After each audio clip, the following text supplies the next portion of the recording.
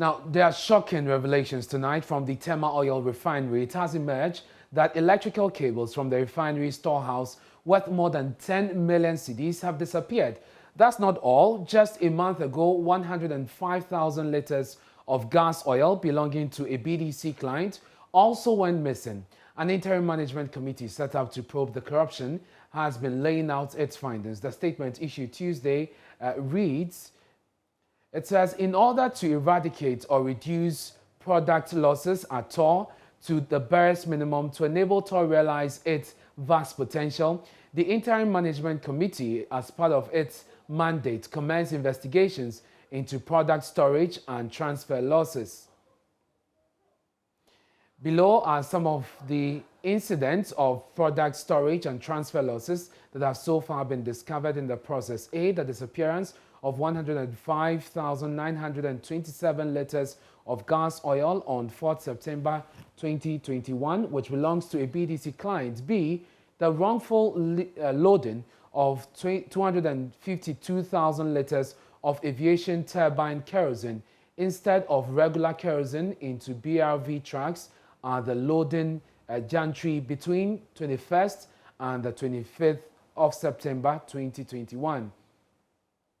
The disappearance of 18 drums of electrical cables worth 10.4 million Ghana cedis from the technical storehouse of TOR discovered in April 2021. D, the disappearance of LPG belonging to a client between 2012 and 2015, as a result of which TOR became indebted to the client to the tune of $4.8 million, as confirmed by Ernst & Young audit. E, loss of naphtha to a BDC. Now, the third paragraph says that consequently, a number of staff members who hold various positions of responsibility with respect to the transfer of product have been queried and interdicted pending the outcome of investigations. It continues by saying that while the investigations are ongoing, we urge all staff to remain calm and be rest assured that the investigations are being conducted in accordance with due process of law. Anyone cleared in the process will be recalled from interdiction, while any form of liability will be dealt with in accordance with law. Evans Mensah has been speaking to the Chief Executive Officer of the Chamber of Bulk Oil Distribution, Senior OC, on this development. Listen. When you pump fuel out of the bus depot in the Accra Plains to Akosombo, you'll not get the full fuel there. But when you pump water, it will get there perfectly. And the same thing, you always have product losses. At TOR, we have them at bus, but you don't have any such thing in the private depots. The private depots always will give you actually product gains. And these two institutions continue to be subsidized by the taxpayer, yet still they all charge commercial rates for their activities. TOR has the largest infrastructure. They are more than well positioned to really be a market driver as far as storage facilities and industry support is concerned. There's no reason why TOR should be in this current situation. Look at what's happened.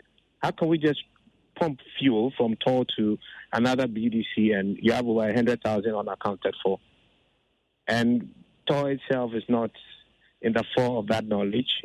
Where's the accountability? But the private sector entity, the one who's able to identify your gap.